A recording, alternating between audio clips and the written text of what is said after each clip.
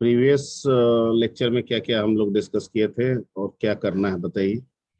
Sir call by value हो चुका था सर। आज के क्लास में कॉल बाय रेफरेंस देखना था। आज की क्लास में कॉल बाय रेफरेंस देखना है, ठीक है। Okay, so there is any confusion regarding the previous lecture? I mean no call by sir. value.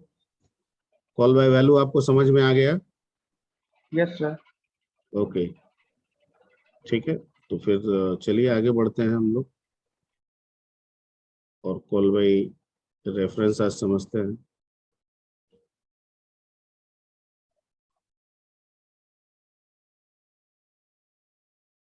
Sir pen tab, Harshvardhan sir pen tab जरा लगा दीजिएगा।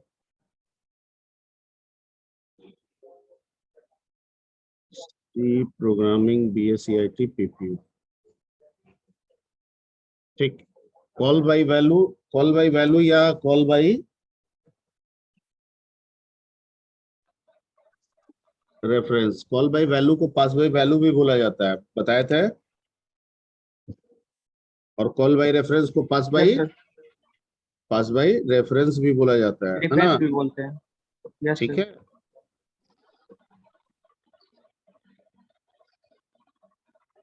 ठीक।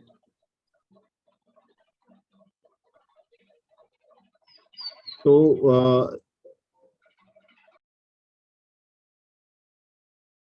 यहाँ पे आपका पास बाय रेफरेंस या कॉल बाय रेफरेंस जो है, ठीक है, वो लिखा हुआ है यहाँ पे।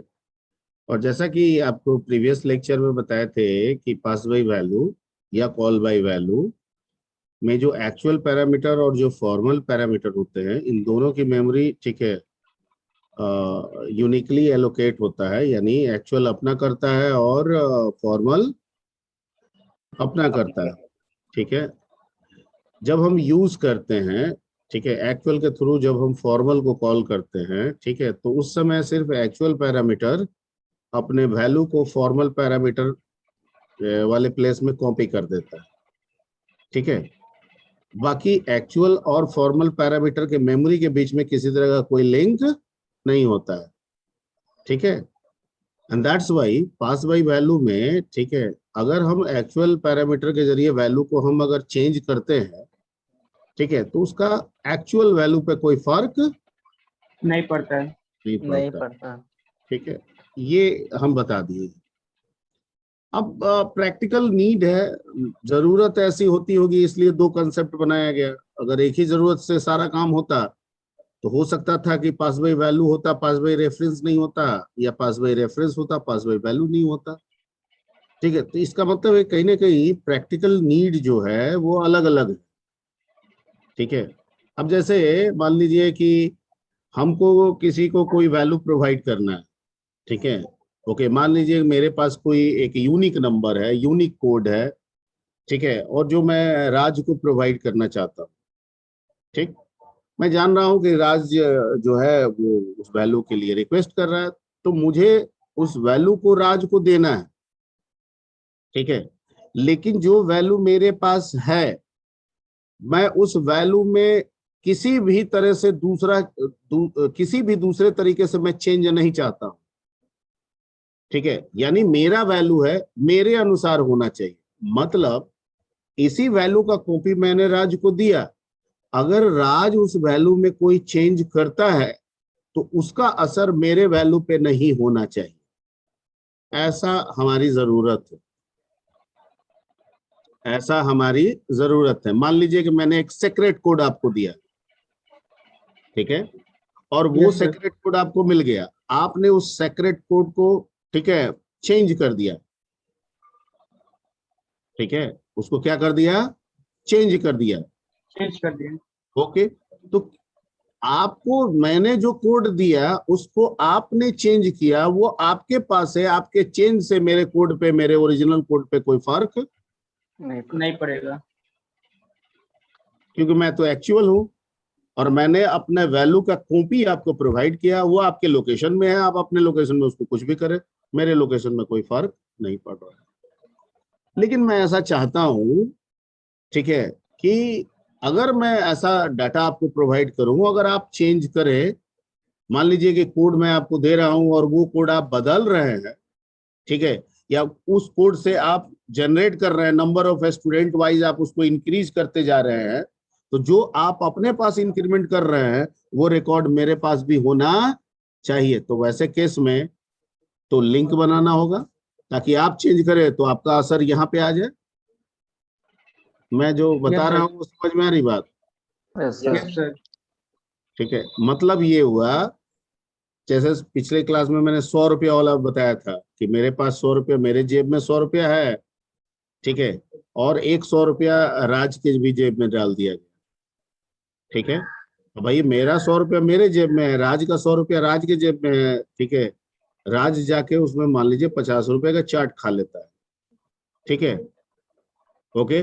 तो 50 रुपया तो Yes, उसके sir. पास बच गया, ठीक है। ये उसके उसने अपने 100 रुपए में से 50 रुपया का चाट खाया। मेरे पास तो अभी भी क्या पड़ा हुआ है, 100 रुपया पड़ा हुआ है, ठीक। क्यों? क्योंकि ये कंसेप्ट हमने क्या किया, पास बाय वैल्यू के तहत किया। यानी मेरे जेब में 100 रुपया है, ठीक है, मुझे ऐसा 100 रुपया राज को देना है, तो एक 100 रुपया दूसरा मैंने राज के जेब में डाल दिया, ठीक है। अब वो 100 रुपया उसका, ये 100 रुपया मेरा। Point clear? Yes, sir. Okay. Sir.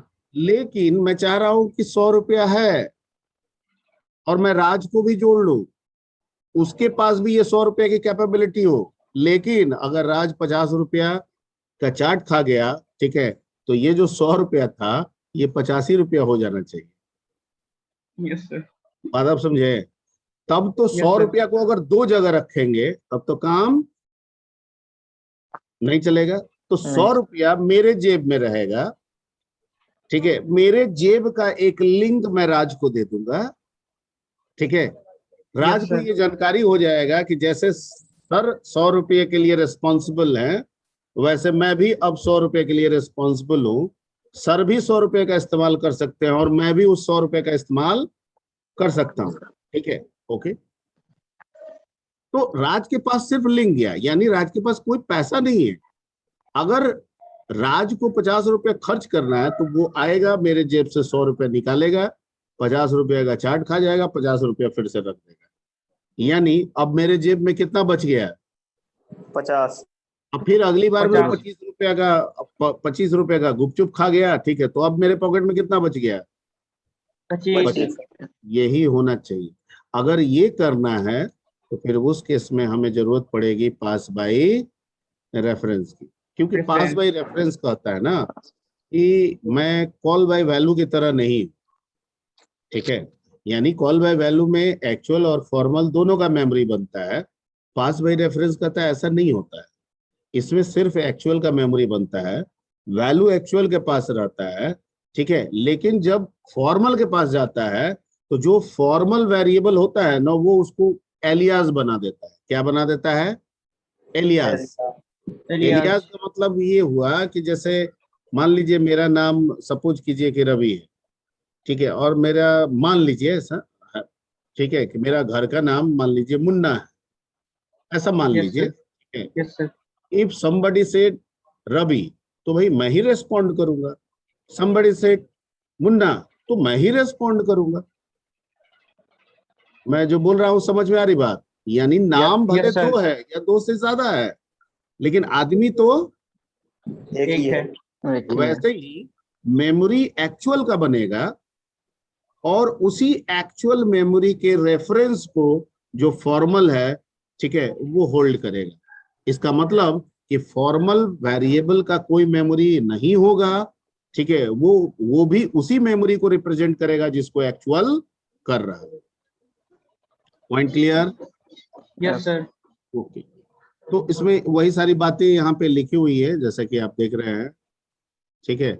In call by reference the actual parameters will allocate the memory, and when it is used or called with formal parameter correspondingly, then it will create formal parameter name as alias, Alias. ठीक है, alias name of the actual parameter। वो actual parameter formal parameter को क्या बना देगा? Alias बना देगा। किसका? एक्चुअल पैरामीटर का। ठीक है, Actual parameter का. it also means that formal parameter has no separate memory. Formal parameter का कोई अपना मेमोरी नहीं होता है, ठीक है। फॉर्मल पैरामीटर का अपना मेमोरी नहीं होता है। मेमोरी सिर्फ नहीं किसका होता है, होता है? एक्चुअल का। मेमोरी सिर्फ एक्चुअल किसका होता है? एक्चुअल का। एक्चुअल यहाँ पे होता ऊपर में टॉप में लिखा हुआ है, the actual parameters will allocate the memory and when it is used और call with the formal parameter, जब इसका इस्तेमाल हम फॉर्मल के लिए करते हैं कॉल करते समय correspondingly तो कहता है कि then it will create formal parameter name as alias name of, है। ठीक है। Okay, in this if you change the value using formal parameters then actual parameters will change automatically. अगर आप फॉर्मल से वैल्यू को बदलते हैं तो जो एक्चुअल वाला वैल्यू है वो भी ऑटोमेटिकली क्या हो जाएगा? चेंज हो बदल जाएगा। जाएगा, क्योंकि जो एक्चुअल का मेमोरी है वही तो फॉर्मल का मेमोरी है, यस ठीक सर। है। अब 100 रुपया दो आदमी के पास नहीं है, दो Yes. जेब में नहीं है, 100 रुपया अब एक ही जेब में है। उसका नाम, जेब का नाम दो कर दिए, ठीक है। एक नाम हो गया रवि और दूसरा नाम हो गया मुन्ना, ठीक है। Yes sir. तो रवि ने 50 रुपया खर्च किए तो उसी जेब से निकालें, और मुन्ना ने 50 रुपया खर्च किए तो उसी जेब से निकालें। Point clear? Yes sir. Yes sir. अब करेंगे कैसे, ठीक है। तो इसमें जैसे लिखा हुआ है यहाँ पे ए और बी, यहाँ पे आपको एम्परसेंड का सिंबल लगाना होगा। जो आप फॉर्मल पैरामीटर लिखते हैं ना उसमें क्या सिंबल देना होगा? एम्परसेंड। ये एम्परसेंड क्यों लगाएंगे सर? अगर नहीं लगाएंगे तो फिर पास बाई वैल्यू हो जाएगा। क्या हो जाएगा? Pass by value. Pass by value. ये लगाना इसलिए जरूरी होता है क्योंकि हम पास बाई रेफरेंस कंसेप्ट को यूज करना चाहते हैं, और हम कंपाइलर को ये बताना चाहते हैं कि जब तुम इस स्वैप को यूज करने आओगे, ठीक है, एग्जीक्यूट करने आओगे, तो तुम ए बी के लिए मेमोरी एलोकेट नहीं करोगे, बल्कि जहां से तुमको कॉल किया जाएगा उसका जो मेमोरी होगा उसी मेमोरी रेफरेंस को तुम ए के नाम से और बी के नाम से जानोगे, ठीक है। तो मेमोरी रेफरेंस किसका आ रहा है? एक्स का आ रहा है, वाई का आ रहा है, तो कह रहा है कि एक्स को ही हम ए के नाम से जानेंगे और वाई को भी हम बी के नाम से जानेंगे, मतलब कोई इसके लिए सेपरेट मेमोरी क्रिएट नहीं होगा। तो यहाँ पे जो एक्स है, जो वाई है, वही क्या बन गया? ए बन गया, और क्या बन गया? बी। तो अगर ए बी को स्वैप करेंगे तो इसका मतलब कि एक्स वाई भी क्या हो जाएगा? स्वैप हो जाएगा। क्लियर? उसमें ऐसा Yes, नहीं हो sir. रहा था, पिछले वाले में ऐसा नहीं हो रहा था सर। नहीं हो रहा था, याद है? Yes sir. नहीं, तुम लोग को उसमें याद है? सिर्फ फॉर्मेट चेंज होता। हाँ नहीं हाँ सर, उसमें सिर्फ फॉर्मेट चेंज होता था, एक्चुअल वही रहता था हाँ। जो। इसमें देखिए, यहाँ देखिए, यहाँ पे जब हम ए बी को प्रिंट करा रहे हैं, ठीक है, तो मिल रहा है 6 5, और जब Yes, यहाँ sir. पे एक्स वाई को करा रहे हैं तो मिल रहा है 5 6। क्यों? क्योंकि ए बी अलग है और एक्स वाई अलग है। अलग है। इसमें ऐसा नहीं होगा। इसमें जैसे ये नीचे प्रोग्राम देखिए, यहाँ पे ए बी है और यहाँ पे एक्स वाई है। अगर मैं यहाँ पे ए बी को प्रिंट कराऊं तो भी 3 2, और यहाँ आके एक्स वाई को प्रिंट कराऊं तो भी क्या हो जाएगा? 3 2। 3 2। क्योंकि अगर ए बी अपने आप को स्वैप किया मतलब एक्स वाई भी स्वैप हो गया, ठीक है। Yes sir. क्योंकि ए बी अपने आप में तो मेमोरी है ही नहीं, बल्कि ए तो कहता है मैं तो एलियास हूं, मैं तो निक नेम हूं। किसका? एक्स का। और बी कह रहा है मैं तो निक नेम हूं। किसका? वाई का। तो अगर मेरे निक नेम से आप स्वैपिंग कर रहे हैं तो मतलब एक्स वाई ही ना स्वैपिंग हो रहा है। Yes sir. क्लियर? ठीक है। तो ये आपका है पास बाई रेफरेंस का कंसेप्ट। ओके, रन करा लीजिएगा कि आपको दिखा दें रन करा के, या किसी तरह का अगर हेजिटेशन है तो मैं रन करा के भी दिखा सकता हूँ। दिखा दीजिए सर, रन करा के। दिखा दीजिए।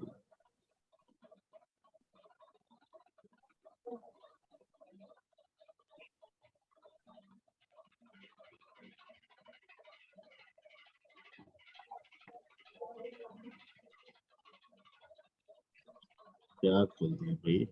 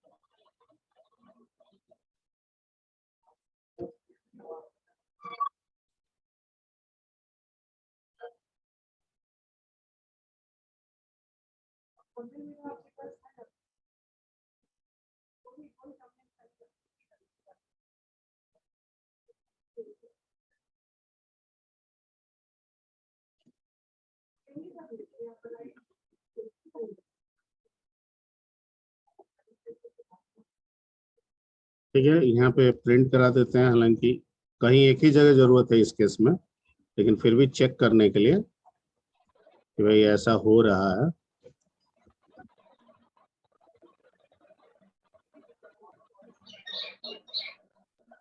डायरेक्ट रख लेते हैं, एक्स का वैल्यू डायरेक्ट ले लेते हैं, कोई दिक्कत है? No sir. और सीधे कॉल कर लेते हैं किसको, स्वैप को। इसमें एक्स भेज देते हैं, वाई भेज देते हैं, और यहाँ भी एक्स वाई को प्रिंट करते हैं, प्रिंट और देखते हैं। ठीक है, कहीं कुछ हम राइटिंग मिस कर रहे हैं, क्या कर रहे हैं?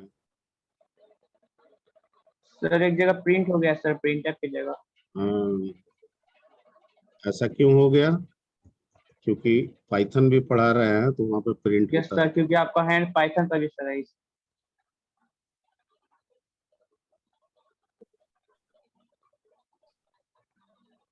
ठीक है, एक्स कोमा वाई।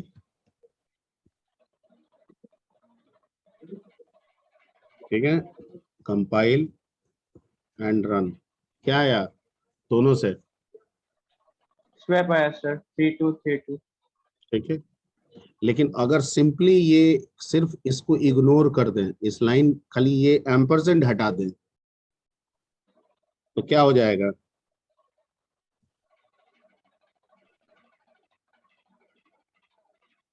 3223 हो गया।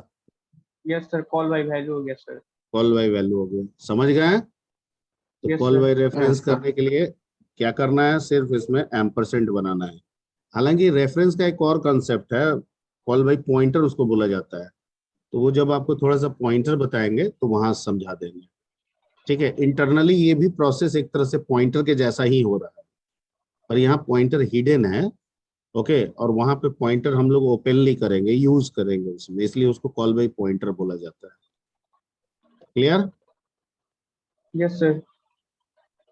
ठीक है, ये सीलर है, सीयर लगा दे।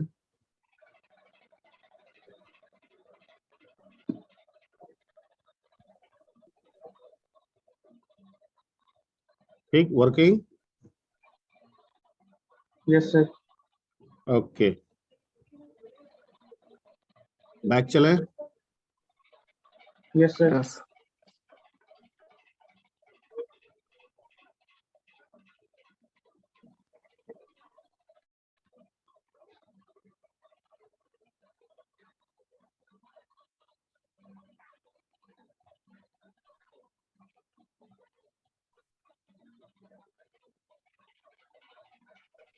ओके, अब इसके बाद एक टॉपिक और इसमें है फंक्शन में,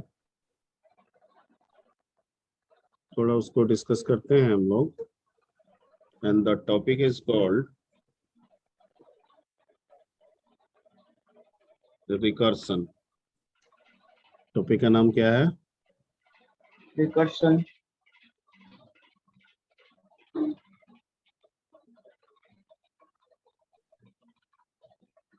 recursion.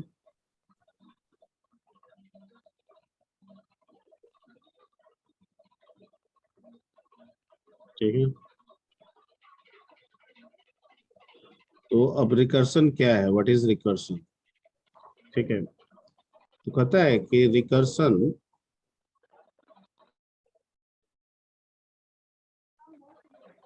is a process or technique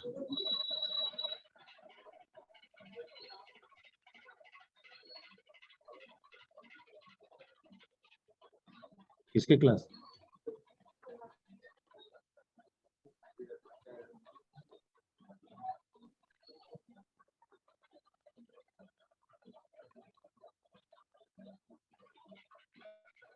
Recursion is a process or technique in which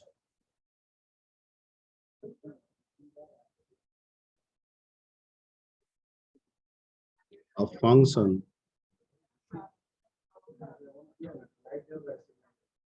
call itself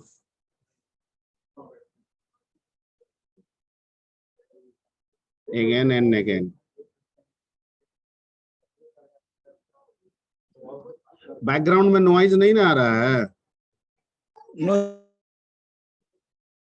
ठीक है. Sir. Recursion is a process or technique in which a function call itself again and again. Okay. The function that call itself again and again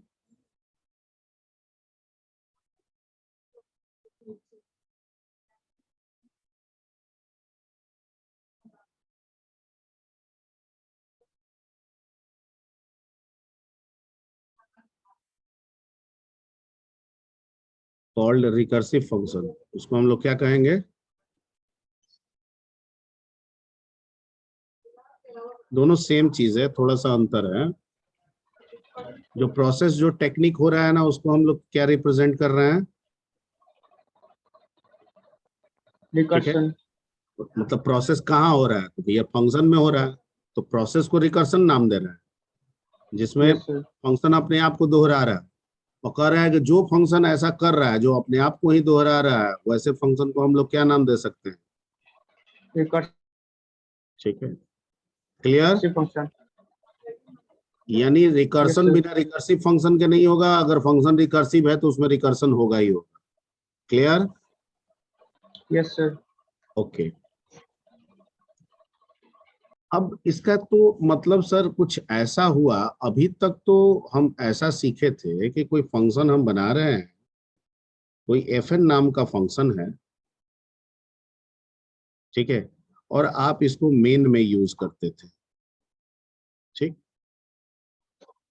यही ना अभी तक हम लोग जाने हैं कि सर मान लीजिए fn नाम का एक फंक्शन है, मेन में आपने fn को कॉल किया, तो ये गया, एग्जीक्यूट किया और एग्जिट करके फिर आके वापस रिटर्न हो गया. क्लियर? Yes sir.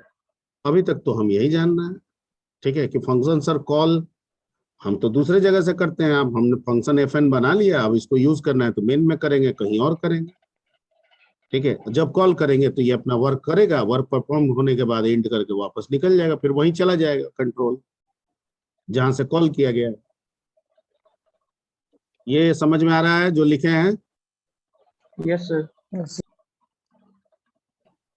ठीक. अब इसमें हम क्या कह रहे हैं कि हम एक ऐसा फंक्शन बनाएं जो फंक्शन दूसरे जगह से कॉल तो हो ही, साथ साथ ये अपने आप को खुद से भी कॉल करे. क्या करे? अपने आप को भी खुद से कॉल करे. तो ये कर रहा है ना. अभी हमने fn बनाया, Yes, sir. यूज कहाँ कर रहे हैं? मेन में. मेन अलग है, fn अलग है ना. Yes sir.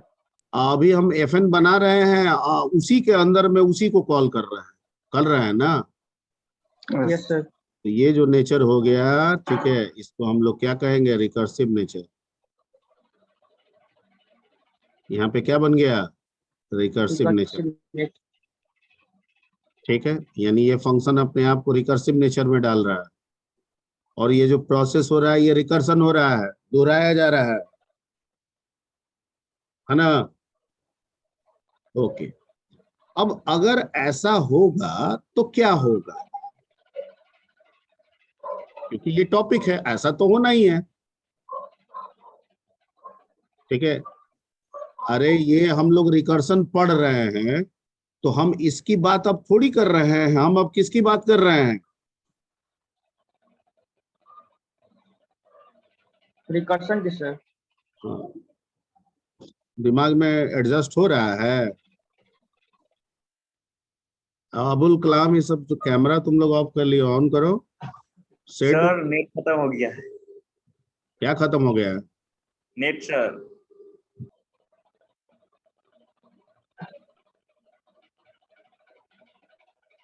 अच्छा ठीक है,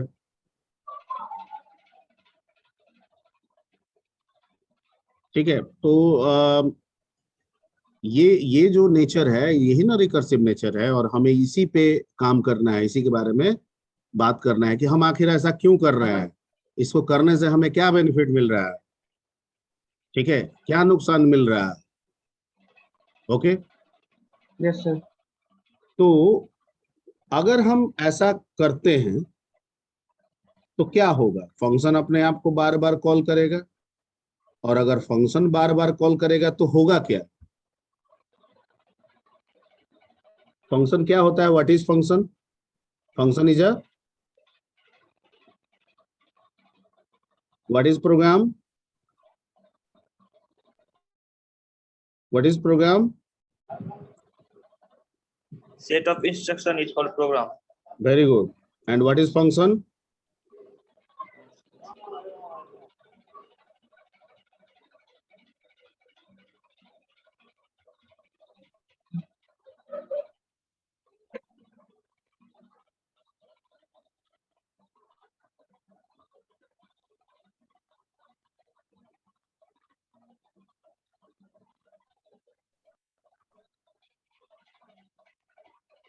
हम्म, सर गाय के 4 पैर होते हैं, गाय के बछड़े के 4 पैर सर। जब प्रोग्राम कोई ना फंक्शन का सर। नहीं ना, अब फिर तो बहुत जल्दी लॉजिक पकड़ लिए जी। ये दोनों सेम कहने का मतलब दोनों सेम थोड़ी है। गाय और गाय के बछड़े में कोई डिफरेंशिएशन नहीं है, भले दोनों के 4 पैर हैं, ठीक है, यस सर। लेकिन गाय का वजन 100 किलो होगा तो बछड़े का वजन 40 किलो होगा, अंतर तो है ना। Yes sir. अरे यस नो बोलो ना जी। Yes, sir. यस तो सर। डेफिनेशन तो दोनों का एक ही होगा कि program is a set of instruction, similarly function is also a set of instructions.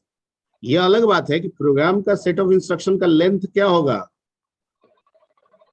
बड़ा होगा, और फंक्शन के सेट ऑफ इंस्ट्रक्शन का लेंथ क्या होगा, छोटा होगा, छोटा क्योंकि होगा। फंक्शन उस प्रोग्राम का एक पार्ट होता है, पर डेफिनेशन तो दोनों का एक ही होगा। क्लियर? अब हम जो फंक्शन बनाए हैं इसमें ये जो Yes, sir. डैश डैश लिखे हैं ये क्या है,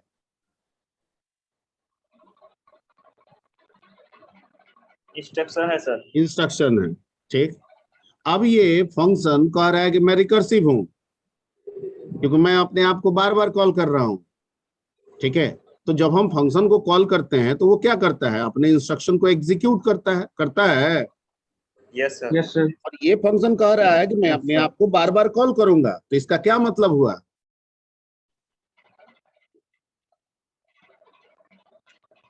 सर बार बार इंस्ट्रक्शन एग्जीक्यूट होगा सर। बार बार इंस्ट्रक्शन एग्जीक्यूट होगा।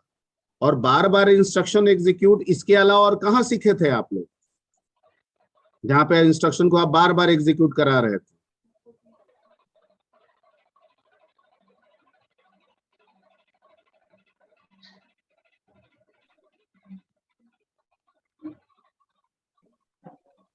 अरे बार बार इंस्ट्रक्शन एग्जीक्यूट करा रहे थे मतलब हमने एक बार लिख दिया प्रिंट हेलो, हम उसको 10 बार रिपीट कराना चाहते हैं। सर लूप लूप में लूप, सर। बिल्कुल बिल्कुल लूप। तो इसका मतलब कि सर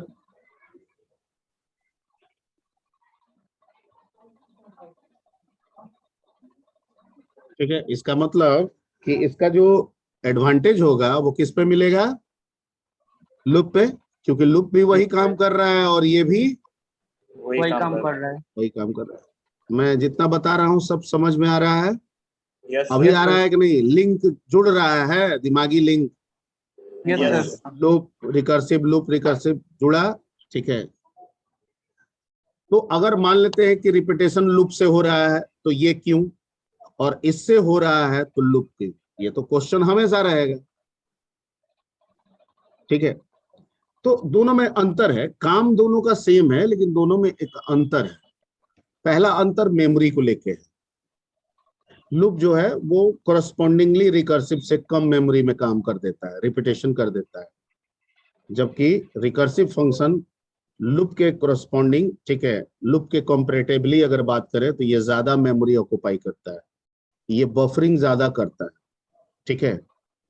दूसरा चीज, हर रिपीटेशन में ये मेमोरी रिजर्व करेगा, बफर मेमोरी एलोकेट करेगा, जबकि लूप हर एक रिपीटेशन में बफर मेमोरी एलोकेट करे ऐसा जरूरी नहीं है। नहीं, इसमें कहता है कि ऐसा जरूरी है, ठीक है, क्योंकि ये इंटरनली जितनी बार रिपीट करेगा ना, ये स्टैक बफर मेमोरी क्रिएट करता है। क्या करता है? स्टैक। इसको आप पढ़े होंगे, ओएस में पढ़ाया गया होगा लीफो के बारे में, लास्ट इन फर्स्ट आउट। ये वर्ड सुने हैं कहीं? सुने हैं Yes, sir. वर्ड? नहीं नहीं, मेरे से मेरे सुनने से पहले कहीं सुने हैं? Yes sir. सुने हैं, चलिए ठीक। तो ये जो है ना, ये कहता है कि मेमोरी का बफरिंग करता है हर एक रिपीटेशन में, और उन बफरिंग को एक स्टैक बना के यूज करता है। किस तरह से यूज करता है? स्टैक। Stack बना के। ठीक है, अब कैसे करेगा वो आगे मैं समझा देता हूँ। तो इसके हर एक रिपीटेशन में बफरिंग होने की वजह से, ठीक है, कहा जाता है कि ये मेमोरी ज्यादा कंज्यूम कर सकता है। मान लीजिए कि अगर 100 बार मैं लूप को रिपीट करूं तो हो सकता है कि वो एक खास सर्टेन ऑफ मेमोरी को लेके 100 बार काम निकाल दे। हो सकता है कि वो 4 बाइट को एलोकेट करके 100 बार रिपीटेशन कर दे, ठीक है। लेकिन इसमें कहता है कि अगर 4 बाइट, वही 4 बाइट वाली व्यवस्था इसमें दे दी जाए तो हर रिपीटेशन में वैसा 4-4 बाइट का स्लॉट ये क्या करता जाएगा? बफर बनाता चला जाएगा, ठीक है। तो जितना ज्यादा बफरिंग करता जाएगा, सिस्टम का परफॉर्मेंस कैसा होगा? बढ़िया होगा कि खराब होने लगेगा? खराब होने लगेगा। खराब खराब होने होने लगेगा, स्लो होने लगेगा। खराब मतलब स्लो। स्लो होने लगेगा, ठीक है। यानी जितनी ज्यादा बफरिंग होगी उतनी ज्यादा प्रोसेस क्या होती जाएगी, सिस्टम का परफॉर्मेंस जो है वो स्लो होता जाएगा, ठीक है। तो सर आप कभी पॉजिटिविटी बता रहे हैं, अभी कभी नेगेटिविटी में चले गए, इसको बताने लगे, तो इसको बता क्यों रहे हैं, बनाया क्यों गया, ठीक है। तो किसी भी चीज के बनाने के पीछे कुछ ना कुछ तर्क, लॉजिक जरूर रहता है, ठीक है। लूप भले बफरिंग नहीं करता है या बफर्ड मेमोरी का इस्तेमाल ज्यादा नहीं करता है, लेकिन लूप भी कुछ कुछ पर्टिकुलर एल्गोरिथम में कॉम्प्लेक्स हो जाता है। क्या हो जाता है? कॉम्प्लेक्स हो जाता है। इसकी जानकारी आपको धीरे धीरे मिलेगी जब आप डीएस की तरफ बढ़ेंगे, ठीक है, जहाँ ट्री, ग्राफ वगैरह हम लोग डिस्कस करेंगे, ठीक है। तो कुछ ऐसे एल्गोरिथम है, कुछ ऐसे फीचर्स हैं जिनके लिए जब हम एल्गोरिथम डिजाइन करते हैं और उन एल्गोरिथम में जो रिपीटेटिव वर्क है, जो रिपीटेशन है, ठीक है, अगर उन रिपीटेशन को हम लूप के साथ करते हैं तो लूप वहां पे कॉम्प्लेक्सिटी क्रिएट करने लगता है। आपके प्रोग्राम का लेंथ क्या होने लगता है? बड़ा होने लगता है लूप की वजह से। उस एल्गोरिथम की कॉम्प्लेक्सिटी को रिड्यूस करने के लिए, छोटा करने के लिए, एल्गोरिथम को, ठीक है, ज्यादा अंडरस्टैंडिंग बनाने के लिए, इफिशिएंट बनाने के लिए हम लूप को रिप्लेस करते हैं किससे? रिकर्सिव फंक्शन से। क्योंकि हो सकता है कि जो काम लूप के इस्तेमाल से 40 लाइन के इंस्ट्रक्शंस में हो रहा था, रिकर्सिव फंक्शन के इस्तेमाल से वो 3 लाइन या 4 लाइन के इंस्ट्रक्शन से क्या हो जाएगा? बन जाएगा। Point clear? Point clear? तो इसका इस्तेमाल हम वहां करेंगे, उस जगहों पे करेंगे, ठीक है, जहां पे हमारा एल्गोरिथम लग रहा है, ठीक है, जहां पे हमें ये रियलाइज हो रहा है कि हम इस पर्टिकुलर एल्गोरिथम को जब लूप से रिजॉल्व कर रहे हैं, ठीक है, तो यहाँ पे कॉम्प्लेक्सिटी बन रहा है। अगर हम रिकर्सिव इसके जगह पे यूज करेंगे तो ये कॉम्प्लेक्सिटी क्या हो जाएगी? दूर हो जाएगी। वहां पे हम लोग रिकर्सिव फंक्शन का इस्तेमाल कर सकते हैं, ठीक है, ओके। अपार्ट फ्रॉम दैट आप बहुत सारा ओएस पढ़े होंगे, ओएस पे बहुत सारे ऑपरेशंस हैं, वो ऑपरेशन भी परफॉर्म होते हैं, तो इंटरनली इस मेमोरी को रिजर्व भी करते हैं, ठीक है। दूसरा चीज, इसका एक और भी है, एक हम रिपीटेटिव फॉर्म में हम इस तरह से यूज करना चाहते हैं कि मान लीजिए कि वैल्यू अगर इसको आ जाए 1 2 3 4 5 और हम चाहते हैं कि जब ये अपने आप को एंड करे और एंड करते समय जब उस एंट्री किए गए वैल्यू पे जब वर्क की बात आए तो रिवर्स ऑर्डर में वर्क करे। यानी वैल्यू आया 1 2 3 4 5, लेकिन जब ये वर्क करने जाएगा तो पहले करना चाहिए 5 को। ठीक है, तो वहां भी ये कारगर हो जाएगा। ठीक है, वहां पे लूप से नहीं हो पाएगा, लूप में कॉम्प्लेक्सिटी बन जाएगी। यहाँ पे ये चीज हो सकता है। क्यों? क्योंकि मैंने क्या कहा कि जो बफर मेमोरी बनाता है वो किस मैनर में यूज करता है? Stack manner. Stack manner. ठीक है, तो लीफो स्टैक मतलब क्या हो गया? LIFO last in first out. तो सबसे Out. पहले आया 1, फिर 2, फिर 3, फिर 5, फिर 1 2 3 4 5। ठीक है, तो सबसे लास्ट में कौन आया? 5। 5 तो 5 ऑपरेट करने की बात आएगी तो कौन करेगा? पहले 5, फिर 4, फिर 3, फिर फिर 3 2, फिर फिर 2 1। फिर ठीक है, तो वहां पे भी ये हमारा यूजफुल हो जाएगा। मान लेते हैं कोई स्ट्रिंग देते हैं, हम चाहते हैं स्ट्रिंग एंट्री करें और जब स्ट्रिंग को हम इससे रिट्रीव करें, ये फंक्शन जब हमको लौटा के दे तो उल्टा हो जाए। जैसे राज है तो जा रहा है, जो भी डाले इसमें। तो RAJ पहले आया R, फिर आया A, फिर आया J। जे, और जब हम इसको कहेंगे निकालो तो क्या निकालेगा? पहले J, फिर A, फिर फिर ए R। फिर आर। ठीक है, तो ऐसे कुछ सिचुएशंस है जहां पे ये यूजफुल हो जाता है, वहां पे हम इसका इस्तेमाल करेंगे। Clear? Clear? Yes sir, yes yes sir. Sir. ठीक है, तो ये थोड़ा सा इंट्रो पार्ट रख देते हैं, थोड़ा पढ़ लीजिएगा। और इस पे प्रैक्टिकल जो है हम लोग नेक्स्ट क्लास में निकालते हैं, है ना। और इसको थोड़ा सा एक बार अपने से जाके पढ़ लीजिएगा। और जितना पॉइंट्स हम बोले हैं वो सारे पॉइंट्स आप जो पढ़ रहे हैं, जहां से भी रीड कर रहे हैं, उससे मैच हो रहा है कि नहीं वो देख लीजिएगा। और अगर कुछ एक्स्ट्रा पॉइंट्स हो तो उसे भी नोट करके अगले क्लास में डिस्कस कर लीजिएगा। क्लियर? Yes sir. यस